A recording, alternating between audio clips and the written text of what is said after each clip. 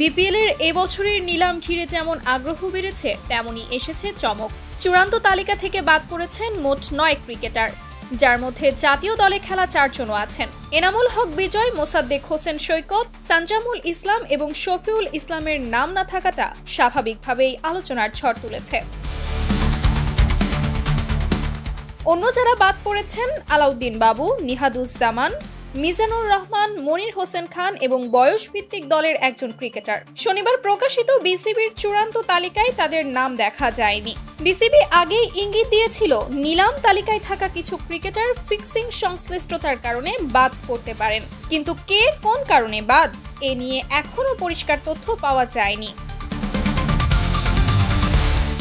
এই তালিকায় আরও কিছু ক্রিকেটার নেই, কারণ তারা ইতোমধ্যেই সরাসরি দলগুলোর সঙ্গে চুক্তি করে ফেলেছেন। নাজমুল হোসেন শান্ত ও তানজিদ হাসান তামিম যেমন রাজশাহী ওয়ারিয়র্সের সঙ্গে ডিল সেরে ফেলেছেন। আগামীকাল রেডিসন ব্লুতে বসছে বিপিএল এর নিলাম। বিকেল 3টা থেকে শুরু হওয়া এই নিলামে দলগুলোকে অবশ্যই ন্যূনতম 12 জন স্থানীয় ও 2 জন বিদেশি খেলোয়াড় নিতে হবে। সরাসরি চুক্তিতেও স্থানীয় 2 এবং বিদেশি 2 জন পর্যন্ত নেওয়ার সুযোগ আছে। একাদশে বিদেশির সংখ্যা সর্বোচ্চ 4, সর্বনিম্ন 2 রাখা যাবে।